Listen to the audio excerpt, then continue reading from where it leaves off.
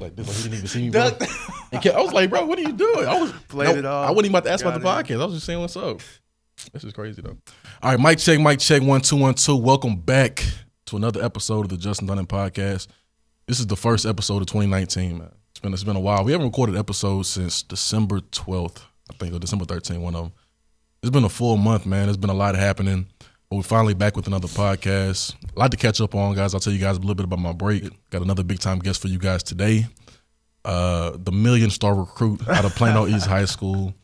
And current Texas A&M linebacker Anthony Hines. Anthony, how you doing, man? Doing really well, man. It's great to be here.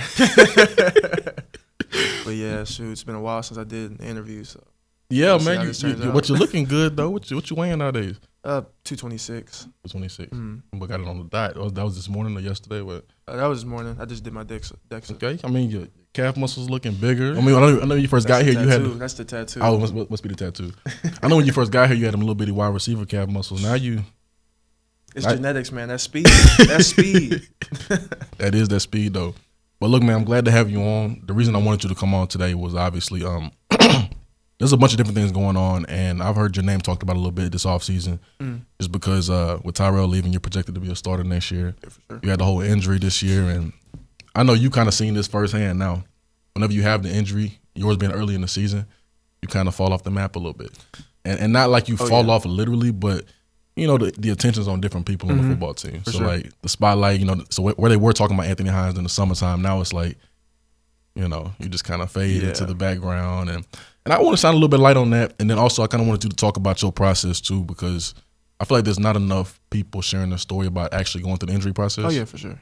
And, you know, maybe I can shed a little bit of wisdom upon the young mind of Anthony Hines. Funny.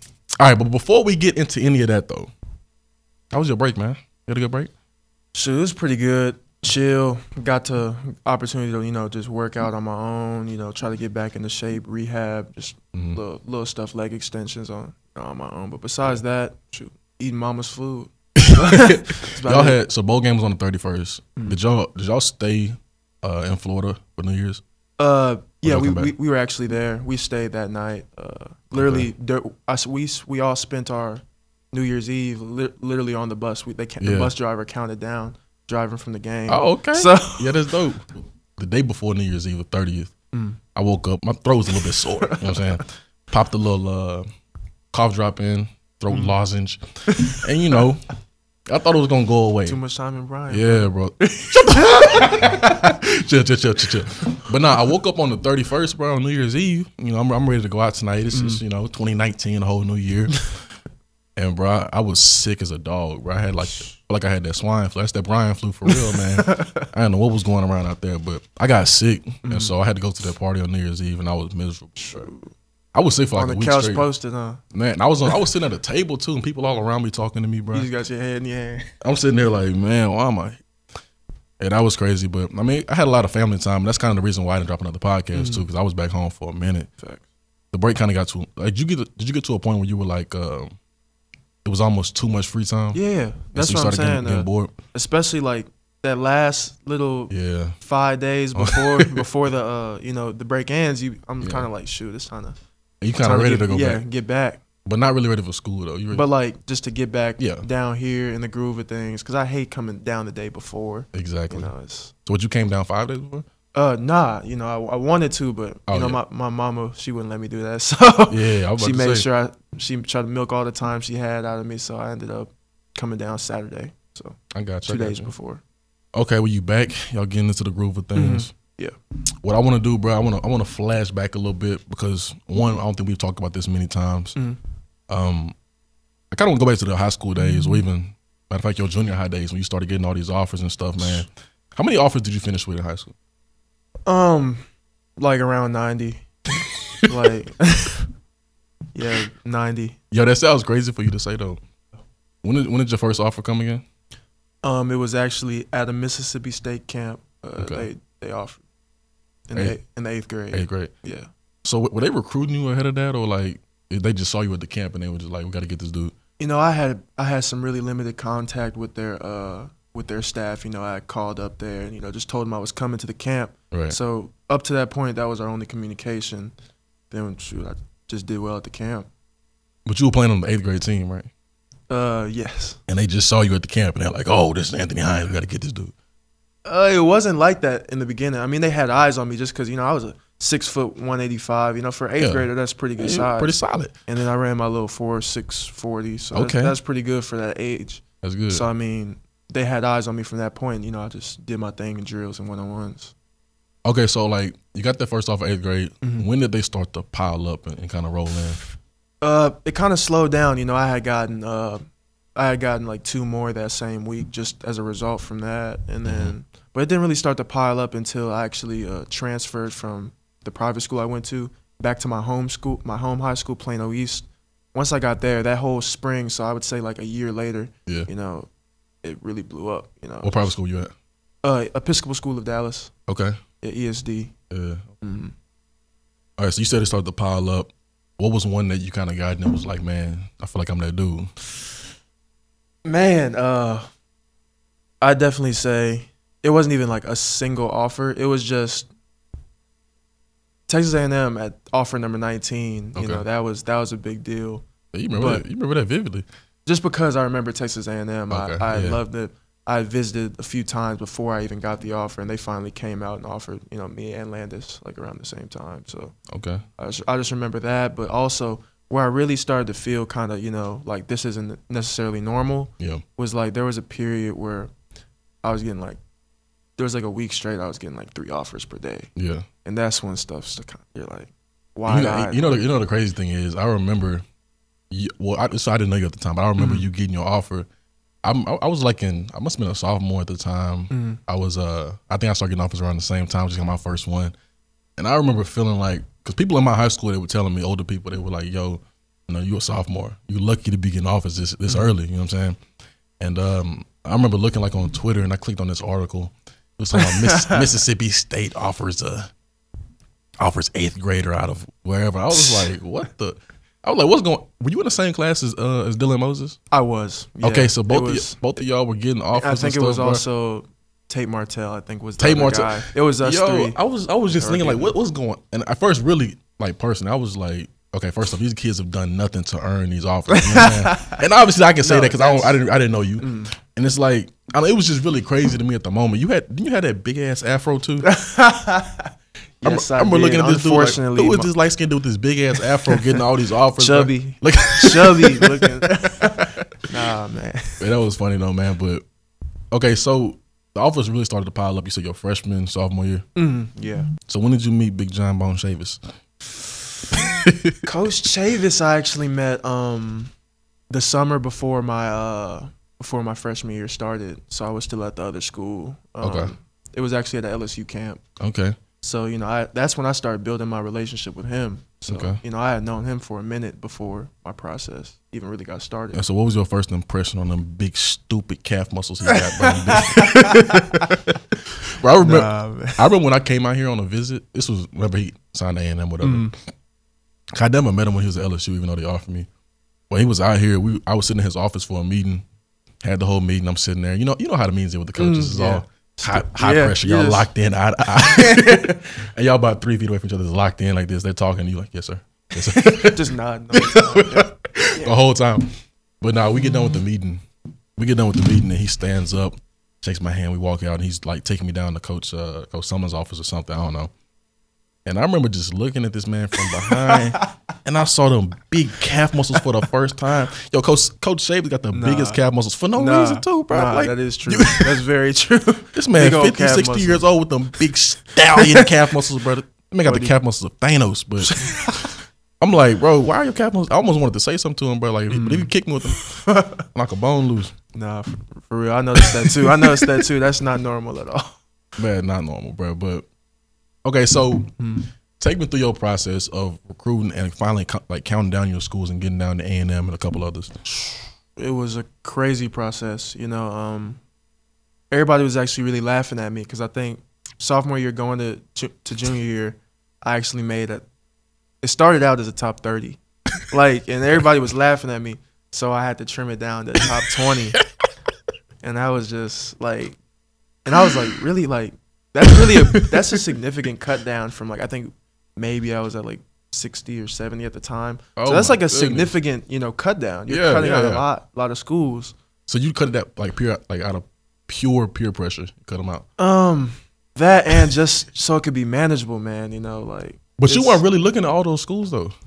I wasn't, honestly. I mean, some of them just would come, and that's rude to decline an offer. You know what I'm saying? So, but for sure, I had to narrow it down, just so I could manage it. It's crazy. I think you started the trend of all these people putting out their top 47 lists. These big ass lists. You don't need that many schools on there. Bro. Anthony Hines the one that started this trend. And goodness gracious. Shoot, I wish I wouldn't have, man. This recruiting stuff, that's crazy. So do you remember getting down your final 2 or 3? Who your final 2 or 3 schools? My top 2 and 3, they really ended up being between here, Penn State, and UCLA and TCU, really. Okay. That's 4, but basically, yeah. I got you. And so really, Penn State was my number 2. That was the other one. So when did you? For me, when I knew I was coming to A&M, I went to a game, and this was my junior year. And I remember I was there. Armani Weiss was there. He was a senior at the time. And I remember sitting inside the stadium. I think it was I don't remember what game it was. Alabama maybe. It was one of the home games we had here. Mm-hmm. And we were sitting on the sideline before the game.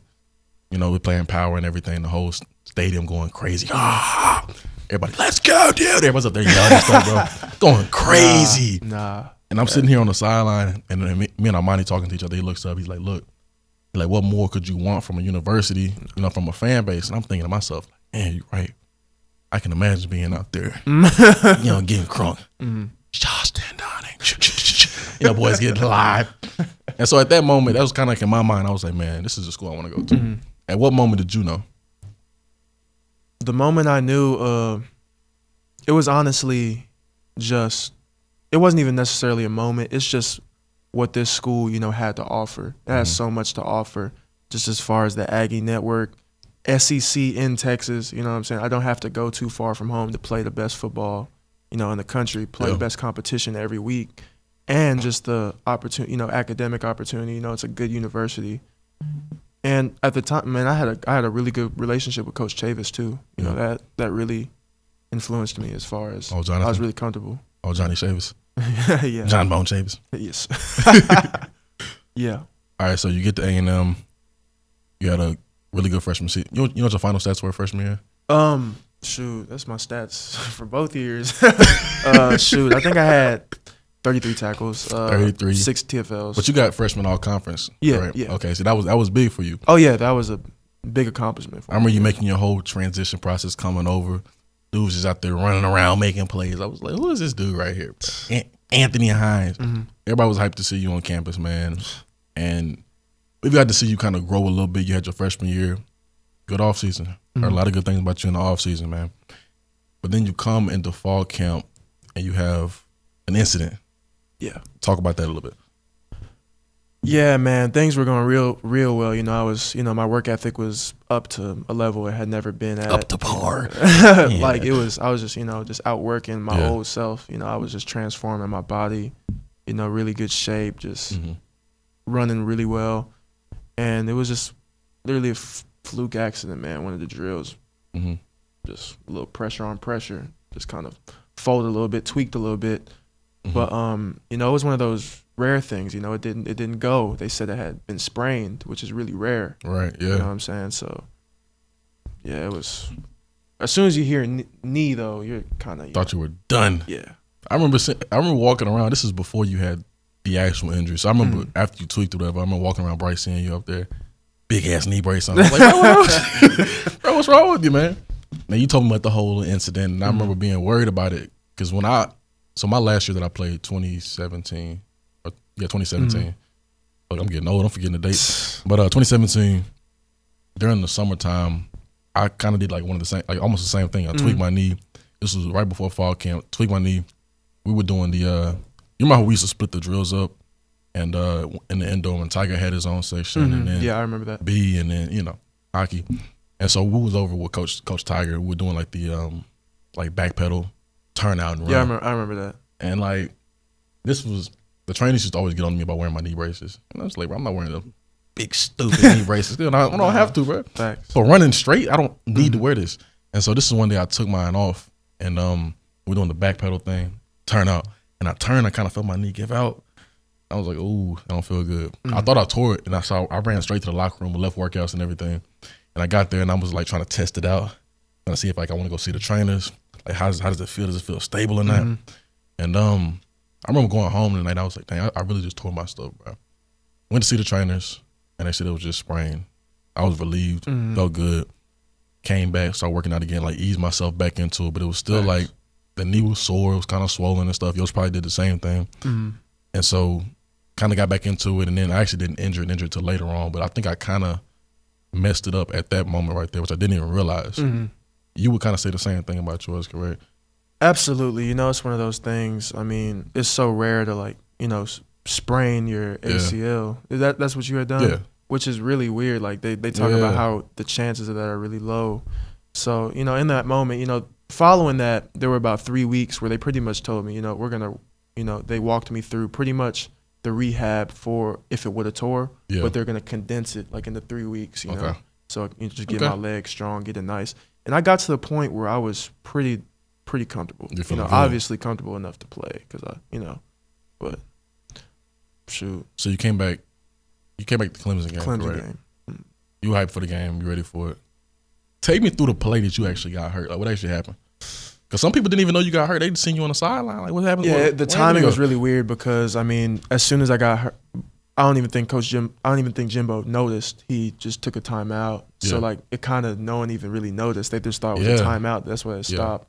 So no one really noticed I had gotten hurt. But yeah, there was actually a play before. You know, it was a play before I actually had to take on a block. ETN. You know, he had some steam built up. So, but I ended up, you know, not, you know, I threw him down, but my you basically punked him. Like he came at you. Just no, get off. I mean not that, but because my knee wasn't stable, like I threw him down, but like I still moved there and kind of like tweaked it. Okay. And like in the moment, I'm like, you know, dang, like that hurt. Like that did not feel normal. Okay. But then I go off the sideline. It was probably just adrenaline. Like you know how you said you probably tweaked it. That could have been the moment because then I started jumping up and down. I was like, oh, I'm fine. I'm straight. You know. Went in a few drives, you know, even made a little tackle, so I'm feeling good. On a routine play, I literally just take one step with the motion and redirect, and yeah, I mean, and the whole game, it's obvious, you know, without even knowing it, I was kind of bracing, you know, I'm a one cut guy, but I was like kind of chopping. Kind of chopping, So one cut guy. Dang, that's crazy. So the actual play you got hurt, you said routine. Very routine, man. Tweaked the knee. Literally second to last drive, defensive drive of the game. So dang. Yeah. I didn't realize you played the whole game. What was the first thought that went through your mind whenever you went down? As soon as what I had felt was just a more extreme version of what I had felt the very first time. Right. So I knew exactly what was wrong. You know, I automatically started just, you know. It was emotional. Yeah. You're like, dang, I just tore my thing, my stuff, bro. And so, when did you actually? You remember going like through the whole MRI process and waiting, and then going to see the trainers? What was it like? Just to have to do another MRI, you know what I'm saying? I just done one like three weeks. Prior, you know. They slide you in this big ass machine. Well, even before that, here's the thing. That's the power of adrenaline, man, because they did the check on me, and you know there still was some, you know, it felt like it was there. You're like, oh yeah. So I get out the tent, man. I'm jumping up, high kneeing, you know, doing some little icky shuffle, about to go in. But you know, Doc was like, hey, chill out. You know, we don't know what it could be. Just chill out. You know? So I couldn't go back. So I didn't go back in. But you know, that MRI process, man, it's kind of depressing. You know, just as far as just like the whole feel of it, it's just kind of like. It's like a gloomy feeling. Yeah, like, exactly. Like not depressing, but like it's unsure, and it's like you don't know what's going on. You gotta wait for results. And you're just thinking of like, you just hear like there's so much stigma around, you know, this injury. So like you just hear like how hard and long the process is, and you just think, shoot, season gone. Like you got to kind of come to terms with that. But you kind of good though in a way, because I was talking. I forgot who I was talking to about this the other day. I think it was Riley Garner. if you tore your stuff back in the day, your career was done. Oh yeah, true. 30 years ago, you tore. My dad's a testament to that. Oh, he did the same thing towards. Not that it was completely fluke, but it was like meniscus, and he was done. Because just like the way that technology advances and the different things going on with medicine. But like if you tore it back then, you were done. But like the recovery they have now, they're starting to speed up the process. But even the stem cell treatment stuff. I've heard a lot about that. I was listening to I forgot what it was. I think it was Joe Rogan the other day, Joe Rogan podcast, and he was talking about like people injecting stem cells in to replace cartilage and to replace and it heals it supposedly. Yeah, but they say it actually works. I don't know about that. I wonder if they would try it in sports or they would just try it like in. No, they have sports trials. There's some NFL guys do that, really? And it's not even just for this. It can be for like multiple injuries. Stem cells, like it heals it. Yeah, I don't. Man, this stuff don't work. Let's say like baby fetus or something like that. Take like a baby's umbilical cord and just wrap it in there for your ligaments or something. Nah, that's crazy. I don't know how it works specifically, but I've, obviously with all this time on my hands, this knee. Yeah. All you were googling. Stuff. I was researching stuff. So did you watch the actual surgery before you had the surgery? I did watch a video. It was weird. It was very weird. Very weird. Weird. I remember when I was in high school, my trainer actually showed me a video of it after my surgery. And she was like, yeah, this is your surgery right here. They sent it to me. And I'm sitting there watching, like, about to throw up, bro. And she's like, nah, I Googled this. I was like, come on, man. But, all right, so you have your surgery, start going through the rehab process. What was the hardest thing throughout the process so far for you? Man, honestly, the hardest part was those first 2 weeks when you just on crutches, can't move. You're so used to living life a certain way, and you have to you can't be stubborn about it. You gotta be, you gotta kind of be a little dependent. You know what I'm saying? Just going up Callaway stairs is steep. Yeah, very steep. And with crutches, boy, I would have been better off army crawling up there, but. It's just tough, man. Those first 2 weeks. After that, you start to see a little progress. The best part of it is probably when I was able to just start running. Okay, yeah. That was the best part of it. You finally starting to feel mobile again. Exactly. I remember that feeling of like helplessness, man. Like I forgot which surgery I had. My brother was staying with me at one point, and I remember going to like the grocery store and I was trying to carry my groceries and stuff. And like I got to my staircase. I had a big staircase too. And I was trying to like carry my groceries up the store, but be on crutches at the same time. And I remember just I dropped them, my crutches fell, and I like fell on the ground. And I was like, bruh, but you got to ask people for help, and you got to have people to help you along the way. But I didn't want to go into that, bro, but I had a situation like that too. Yeah. Just going up the stairs and falling, man. It's the worst, man. It is, bro. I'm so mad after. I'm sitting here crawling up the stairs, bro, like just in pain, but not even like physical pain, but more like dang, like mental.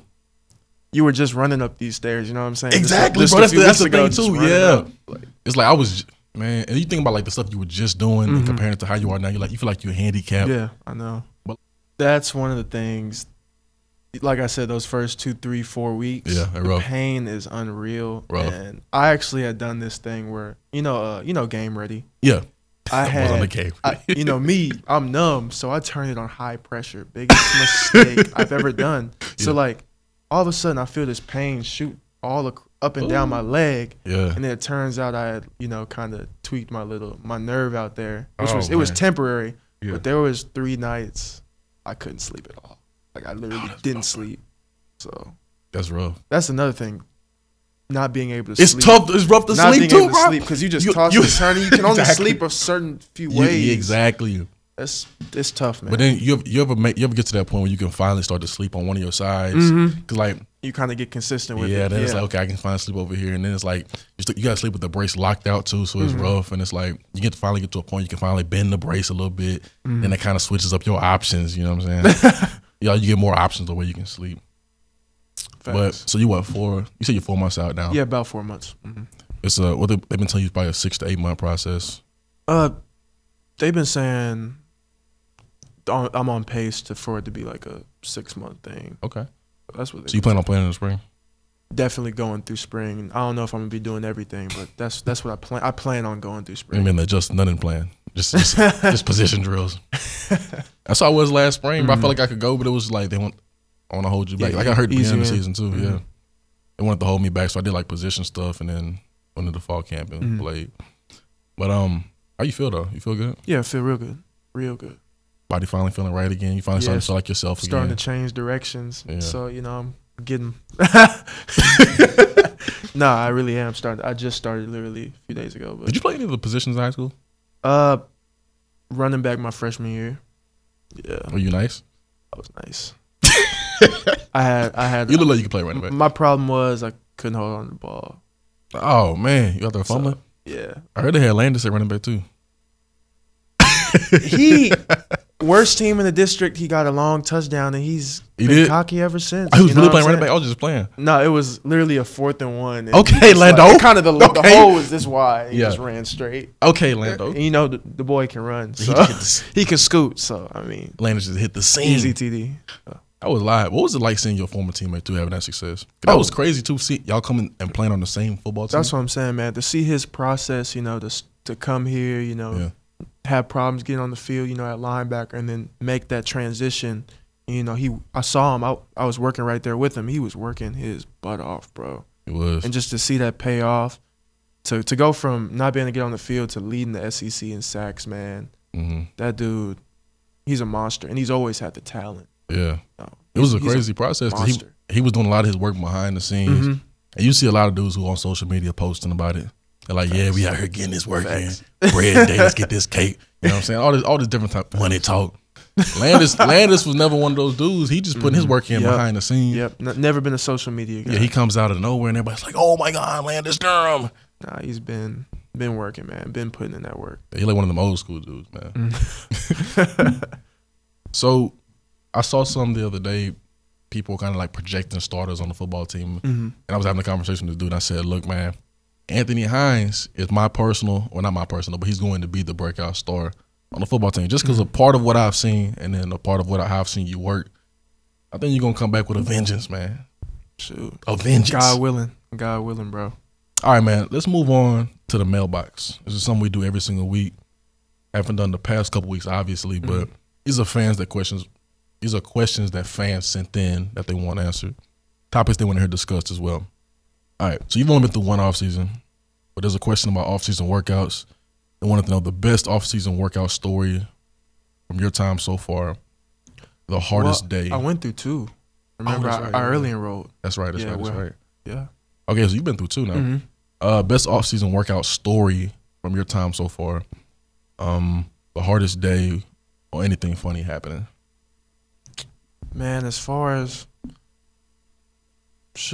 ain't much laughing. You know what I'm saying? Nothing's really funny. I can say that. I can say that much. It's grinding hardcore work. Hardest, boy, Schmitty's my guy. We be working. Yeah, on the grind. First day, I could tell you this. First day and first week, you really hate it. But by the end, and they've upped the level by then. By the end of the off season, you appreciate it. You know what I'm saying? But it's work. It's real hard work. Mm-hmm. Okay, so somebody else asked, what's the daily schedule like for football this time of year? I imagine it's a significant time commitment even out of the season. Maybe just a typical day breakdown for you. Shoot. Right now, we still in our testing phase and stuff, but once we really get in the groove of things, it's probably going to be, just as far as workouts, it's going to be pretty heavy. Right, so spring ball starts what, March-ish or end of February? Yeah, it's March. Yeah, early March. Okay, so February, March. And so basically the schedule right now, y'all testing, doing like stuff y'all do like at the combine, 40, pro agility, bench press, all the different kind of testing, the vertical stuff like that. After I get done with this testing phase, I'll go through the whole off-season workout phase. Basically typical schedule minus the actual practice that y'all would have during the spring ball. So pretty much everything else still got film study, meetings. That's when meetings kick back up and stuff like that. Yeah, and then spring ball after that. So I mean, it's not really even a break. I was talking to somebody about that the other day, just like in terms of how much time you actually have to put in the season. Everybody knows it, but even the off season, like they neglect to think about how much time we actually put in. Like boys are really in here grinding. Facts, I mean, when they post it, it's like they're not just talking.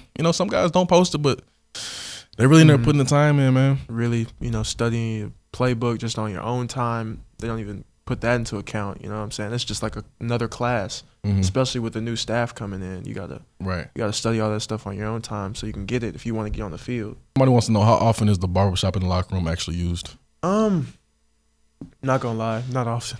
Not often. Not that often, but see, when I was playing, we had that's a nice area though. I mean, that area is area. used. People chill there all the time. It's just as far as the barber chair used, not that often. Nobody actually really getting haircuts though. But there's a lot of photo shoots that go on in there just because of cool mural in the background and stuff. So it's used. The room's used. That's where they go for like the recruits and stuff, right? Yeah. Okay. Whenever DJ, you remember DJ? I don't know if you remember DJ. He might have been before your time. Wait, from Houston? Yeah. Yeah. He had the braids. Yeah. Yeah. He used to cut hair in there. They used to fade you up for the low, edge you up a little bit. He used to do it for free at first, when he started trying to charge people. I had to stop getting the haircut, and I was like, bro, chill out with all that. Okay, so another topic on here. Juniors going pro. We're gonna talk about that for a little bit. We're gonna stay right there because we had Tyrell leave early. We have Eric McCoy leave early. Jay Sternberger, Travion Williams. Just those four. Those only four that left early and declared. First, let me ask you, what is your opinion on guys leaving early to go into the draft? I think as far as leaving early, I think that's you got to take that individually. Like, it's not a overall view on the topic. Everybody's case is different. Right. Like, if your draft grade is super, super good, you really can't pass up on that because you don't know how this next season will go if you stay. So you kind of can't miss it. And I mean, it's all up to, you don't know the situations these guys are in. It's all depends on what they need right now. You know what I'm saying, or what's best for them at this moment. Okay, well, let me ask you this though. Say they're in a position where the draft grade is good, but they're in a better position if they come back and play another year. How do you kind of balance out, what if I come back and what if I get hurt versus, because I mean, it's kind of different in every situation. That's kind of a rhetorical question, but I think every person that left on our football team had good reason to leave. And I remember absolutely, I tweeted at Travion after he declared, and there was a fan that tweeted back at me like, I feel like Travion could have had a better year next year or something. I'm like, their brother just ran for a mile. How much better can he do? Literally a mile. I think Travion, let me kind of break down everybody's situation. Travion Williams, Eric McCoy, Jace, and Tyrell. So Travion, I think the Travion situation was unique because he just led the SEC in rushing. Okay. First off, I don't think you're going to have a better season than that. You've seen the seasons he's put together. He had 1,000 yards freshman year, 960 or 950, something like that, sophomore year. And he kind of considered that a slump. And so then he came out and he was like the premier back, the premier guy on the offense. Oh, yeah. Ran for a mile balled junior out. year. I mean, he balled out. He had like 18 touchdowns or whatever it was. I think he led SEC in all-purpose touchdowns. All-purpose touchdowns, all that. I think if you're in a position like that, and then when I had Travion on, we talked about running backs taking their carries and taking blows and taking hits because it is a lot of pounding. Oh, yeah. I remember talking to Kendall Bussey. I talked to Kendall Bussey a couple weeks ago, and he's at I forgot what school Kendall's in. Nichols, right? Yeah. Kendall transferred to Nichols. He was like the premier back over there starting this year. And I remember Kendall was talking about, hey, bro, it's tough on your body. My knees hurt, knees aching. He said, bro, I don't know about all this. I was like, bro. And like, Travion basically talking about the running backs having a certain amount of carries they can take before their body starts to actually break down. And so I feel like if you're in a position like that where you have to go get your money, you go get it while the getting's good. Especially after a season like that. Yeah. I mean, how much better is your stock going to get? I mean, you can come back and duplicate that, but it's like, your stock's about as good as it's going to get if you trade Travion Williams. It could have, exactly. You see Bryce Love projected to be that was messed so up. Low. If he would have won last year. That was messed up. First round. Bryce got hurt, last game of the season? That's a sad situation. Sad situation, man. You never know. Yeah, who else we had? Jace. I think Jace had the best season ever for Texas A&M tight end. That was crazy. I mean, he came out and broke out All-American season, consensus All-American. I think you're not going to get better than a consensus All-American. I think he came in and he wanted to get it. He wanted to get it while he's getting good. I mean, he came in with a mission from JUCO. You got to respect this story, too. Went to Kansas, transferred to JUCO, came to Texas A&M on a mission. And it's like, I don't know. You respect greatness whenever you see it, man. He came and did what he had to do and to put himself in a position where he can and he's going to get drafted. He's going to be successful in the league, man. Oh, yeah. That was good for him. And then Eric McCoy. Eric a dog. That's the thing about all these four guys. They work their ass off consistently. So I think Eric, out of all those people, we're gonna name some great players, but I think Eric out of all them, I think he's gonna have the longest career just because of how Eric been out there slamming boys for 3 years straight. No, I think he's gonna be a really good NFL center. No, Eric's been dumping boys for 3 years straight, man. Like you watch the film on Eric McCoy, and you've seen him at practice, obviously. Half line, yeah. Half line, putting that hat on boys, man. I can't wait to see Eric in the league, man. He had a good reason to leave too. He's gonna be a really, really good player. He's put it all on film. What more can he put on film for Eric McCoy? And then Tyrell was the only surprise for me out of everybody because I thought he was going to come back. But I think he left for 2 good reasons. One, he's going to get drafted. He's going to be a good player. He can obviously play in the NFL. He's had 2 good seasons put together. Freshman year, he kind of sat. The past 2 seasons been really good. You can argue that he could have had a better season next year compared to this year because OT was probably the better linebacker this year, in my opinion. Yeah, he took over, a bigger role. Yeah, OT had a bigger role. So you can argue that Tyrell could have had a bigger season next year, but I mean, a decision, personal for him, his family. Absolutely. I mean, it also sets you up for a good position too. Oh yeah, because people put me were, and Buddy. Yeah, people were expecting, from the fans' perspective, they were saying like, Tyrell's coming back. We got a couple guys coming in. We got Buddy. Buddy started this year, and Anthony Hines coming off an injury. We don't know how Anthony's gonna be. You know what I'm saying? Now Tyrell leaving, that shines a bigger light on Anthony Hines. It's like, what's Big Ant going to do? You know what I'm saying? For sure. But, yeah, man, a lot of love and respect for Tyrell, man. Oh, yeah, for sure. The way he works. I'm not going to lie. I wanted him to stay, but I mean, I want him to stay too. But as far as that, with that, you got to let a dude shine, go. Get some money, man. Let him do his thing. Exactly. That's how I look at it, man. Get your money. I'll change it. Oh, you can weigh in good on this one. It's a good question. Baron Von Bosch. This dude named Baron Von Bosch. That's a cool name, bro. If you listen to this, I like your name. Baron Von Bosch wants to know, does a player's opinion on recruiting and recruits in general change after being on campus and in the program for a little while? Did your perspective change on it? Absolutely. It definitely changes. Recruiting is like dating pretty much. It is like dating. And I would compare when you're here to the marriage as far as that. Yeah. So obviously you start. It's a reality check for sure. You come from being on a high to, going back to the drawing boards. Having to work for everything you have. And I love that part of it. I respect that. I feel like everybody should have to work. For their opportunity. Right. But yeah, it's definitely. Initially, it's a shock, but I mean, shoot, 2-3 weeks in the off season, and you're in it. You know what I'm saying? You're in it. You're focused. You're just working at that point. Were you here whenever we did the program? Yes, I was. I think it was that was like the winning team. The winning team. Oh yeah, we were on the same team. That's right. Yep. Okay, hold on. Yep. So you were part of the team that left me carrying that big ass 100-pound bag. No, I carried it. Right. I carried it too. That's right. But do you remember when we first got the bag? I picked it up. Matter of fact, I think you're the one that actually saw me. It was either you or Jake Hubenak, maybe. Jake was on our team too, right? Am I tripping? Was it Jake or was it somebody else? I think Jake was our team captain. It was Jake, Nick, and Kellen. Kellen, yeah. Yeah, Jake was our team captain. But we first got that big ass 100-pound bag. Matter of fact, let me give some context. I think it was 120. 120. Let me give some context to the people who listening. I talked with I forgot who it was. I think I talked to Nick Starkle about this. So when we came, so this is your freshman year. Or really your senior year of high school still, you came over. We had the program come in, and basically they were going to put us through a process for building better teammates and better team leaders. These Army soldier dudes came in. Good morning, fellas. We're going to be some great teammates today, great team leaders. Meeting 4 a.m., right? Oh, yeah, 4 a.m. We out there grinding, crawling in the mud and the rocks, scraping your elbows up, man. Bro, I just remember that. I remember that vividly. Filled in mud. Yeah, that had to be your first. That had to be like your first introduction to college. Like, look, we here. That was pretty crazy, and just that's that Army type stuff. That crawling in the mud. There was like rocks in the mud, bro. Scratches all over my arms, and then like you said, just that whole trek to the stadium with all that heavy stuff. We had to carry.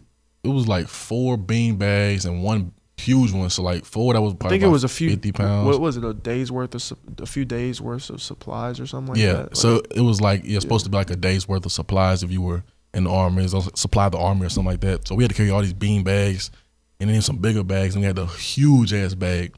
And I remember I was the first person to pick this bag up, and everybody thought it was lighter than what it was. So everybody took off. The team's running.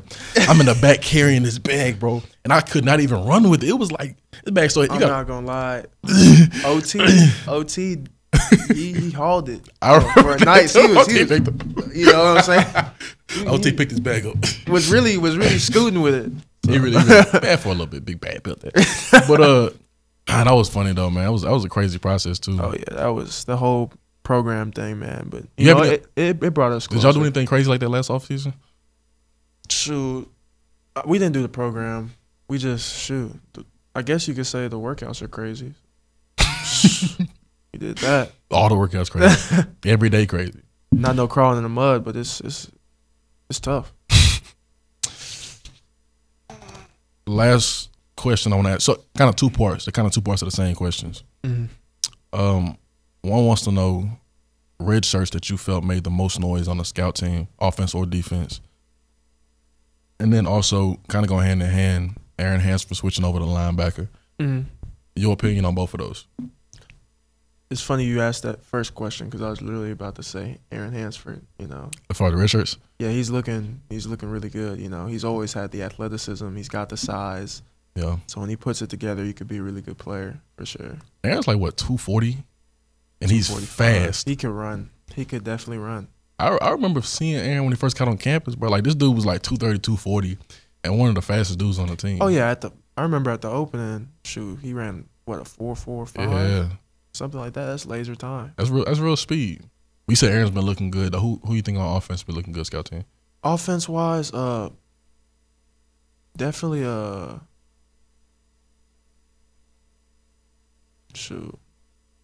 definitely Foster.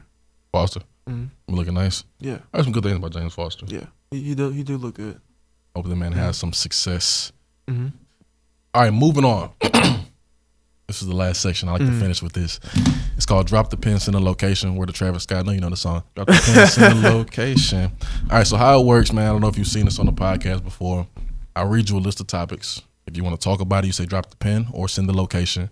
And if you don't, you just say keep it moving. Sound good? Okay. First topic. Kyler Murray declaring for the NFL draft. He'll drop the pin and keep it moving. Drop the pin. Okay. Drop the pin. All right, so this is probably the most talked about topic in all of sports right now. Mm-hmm. Kyler Murray actually declaring for the NFL draft, which doesn't necessarily mean he's gonna play in the NFL. It just means that he wants to throw his name in the bucket right now. Mm-hmm. And so it's been talked about a lot because were y'all in the same district high school? Yes. Okay, so yeah, you can weigh in on this a little bit. Mm-hmm.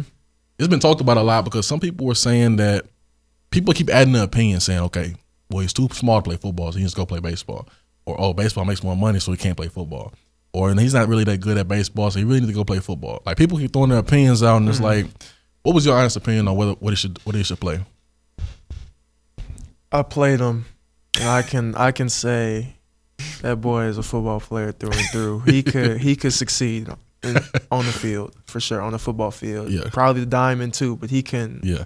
He could go either way, but I know for sure he's not making a stupid decision by.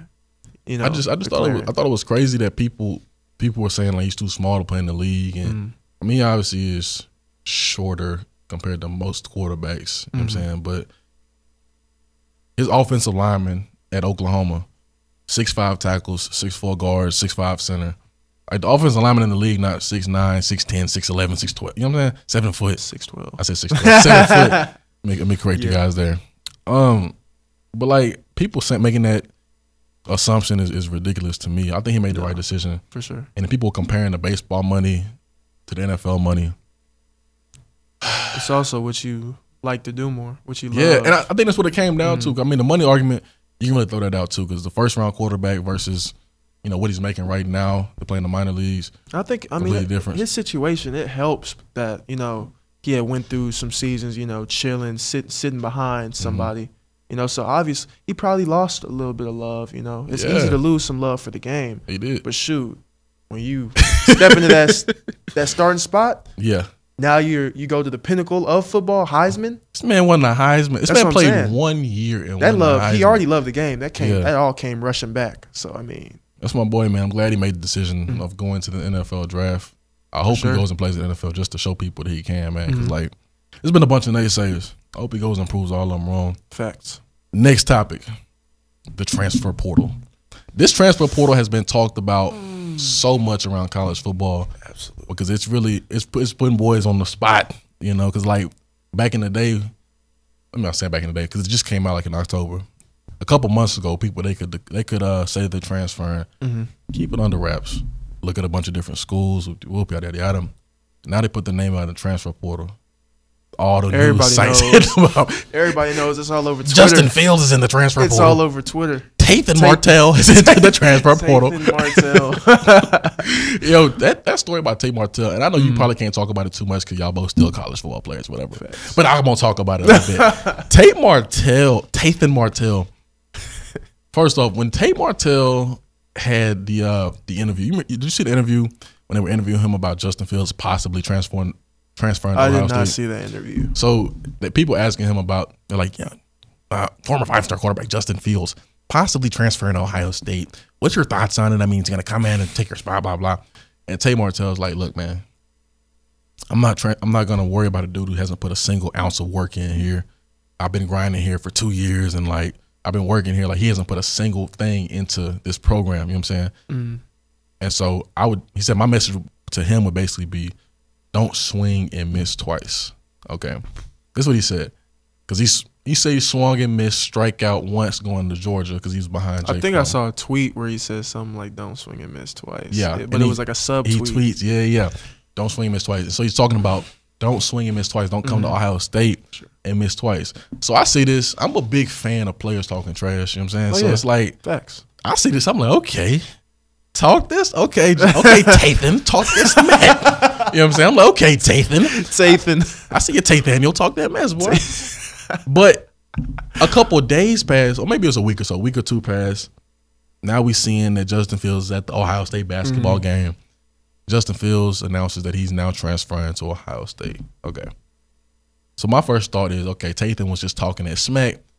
He about to go out there and compete. Facts. This man Tathan enters his name in the transfer portal. Now this man's in Miami on the beach. Yeah. Drinking a margarita. I'm like, bro, you know what I'm saying? Like, what's the deal? That definitely surprised me too. You know, I thought he was going, stick it out, see how it went. Because I don't even know is Justin Fields even going to be able to play this season? I don't think so. See, like he's trying to get eligibility right now. Like he's in the process of trying to do that right now. Yeah. So there's still even a possibility that he won't be able to. Yeah, exactly. So, but see, the whole thing with Tathan, I'm trying to figure out, like, I was confused about it. I was confused about it too. I was just like, why did he talk all that smack if he was just going to leave? Like, if you were planning on not, maybe he was. That's what I tweeted too. He was just bluffing. He was trying to bluff him out, like those dudes who like not really about it, but they want to talk about it. Like, okay, look, if you come here, I'm gonna do this, I'm gonna do that. You know what I'm saying? So you better not. It came down to it, and that man was out. Facts. Quick, man. It was crazy to see too, man. But yeah, it surprised me. But shoot. Yeah. He thought that's best for him. Shoot. Yeah, man. And see, the thing is, I'm also not, because I don't want fans to get me wrong either. I'm not opposed to players transferring for what is best for them, because it's like a lot of times people get it misconstrued. It's a big word, I learned that the other day. People get it misconstrued that whenever a player transfers, they're running from competition. That's not the case. Absolutely. Nobody's saying about Jalen Hurts. When Jalen Hurts transfers, not because he's running from competition. You know what I'm saying? And I don't think that as well. I think that if players I don't think that either. I think when players make the decision to transfer, they're making a decision for their future and for themselves. And I'm a fan of that. Absolutely. The only thing I was against was don't talk stuff and then not back it up. Yeah, that was weird. I mean, yeah, he contradicted himself in that sense, as far as Tate Martell. I mean, he contradicted himself. He said he was going to, he acted like he was ready to compete and then, left the competition. But shoot, where's he at? Miami? Miami. That could be a good spot for him. I told you, boy, he's on the Miami Beach. Yeah, boy, out in South Beach at the club. That could be a good spot for him. It could be, man. I hope he has success. Kinda. I mean, kinda. I have a partial grudge against him. For sure. Only because of the Nick Starkel situation. The ass my dude. Yo, that's. I remember that. I just remember when that thing unfolded. That was. Yo, I'm sitting on Twitter like, what is going on? My popcorn. That was. That was a very funny situation. You know what? You're right. That's my only. I had forgotten about that, man. That is messed up. That's very messed up. That's my only partial grudge against him. But I'll never. You know, I want everybody to have success, so I'll never really. I want him to eat. I want to eat. But that was a very messed up situation. Yeah. I had forgotten about that. Like if he makes a touchdown, I'm gonna congratulate him. But if he messes up, I'm gonna be like, you know, that's ass, my dude. You know what I'm saying? That's ass, my dude. I mean, come on. That's ass, my dude. That was funny. All right, but look, this next topic, I'm gonna automatically drop the pen on because I want to talk about this. You just did that just now, but shoot, I wanted to drop the pen anyway. On the transfer portal? Yeah. Oh, you did drop the pen on that? No. I would have. I didn't even notice I moved on. My bad, bro. You should have told me. Shoot, nah. I wanted it. Well, correct me. I'm trying to be a better me. It's 2019, my resolution. Head ass. Okay. Head ass. But so, hey, you don't mess me up now. I'm gonna automatically drop the pin on this. It's been brought to my attention. I was on the phone with a friend of mine, and he asked me not to say his name, so I'm not gonna say it. On the phone with a friend of mine, and he was discussing some things that involved you in the past. Okay. A couple months ago. Now, there was rumored to be a list that never was released to the public regarding some of the worst dressed players on the football team. Okay, I mean, so OT. Whoa. Yeah. So look, there was a list that was rumored to be released, but never was released. Absolutely. Now, on this list was a few names that you are quite familiar with. Keith McGee being one, Dalen Mack being another, and a few other names sprinkled in there, but those being the two highlights. Among those few names sprinkled in was Anthony Hines. I was not in that list. Anthony Hines being on the list. Now, in your mind, I know. Whoa. You're good right now. Okay, you're good. In your mind, you know, I know that you would say you're one of the better dressed players on the football team. Not just mine. But in the words of two notable players on the football team, you are one of the worst. Matter of fact, I can name those players. You're probably talking about. Who are they? Buddy Johnson and Cameron Buckley. Cameron Buckley. That's what I was just about to say. Hold on. Whoa. Before you even go at them, let me pull up Exhibit A. What is that? Gucci suit. It's not a Gucci suit. Gucci suit. I mean, that's clean. It's a clean suit. Nice suit. But as I start to get down to the shoes, you're wearing a full suit with a pair of pink Chelsea boots. Chelsea boots, absolutely. Okay. It takes a special type of guy to be able to pull that off. I mean, it takes something. I don't know what it takes, brother, but look, I'm looking at this picture like, look, brother, okay. I look at it from the front. That boy's dripping. Okay. Nice suit. Nice shade. Everything looking nice. The shades on. I like them. The tie, I'm with it right there. You know what I'm saying? The cufflinks. Clean suit. Clean. Got the earrings in. I'm like, okay, hold on, Anthony Hines. As I make my way down to the boots, I see a lot of space right there. That don't look good, brother. Oh, yeah. Like you said, you went in earlier. First off, Chelsea boots are, a little wider at the top. A little wide. And, genetics. Obviously. But shoot, that's my speed, and shoot, I was dripping, brother. So despite Buddy Johnson and Cameron Buckley saying that this is not drip, you still say that you were in fact dripping.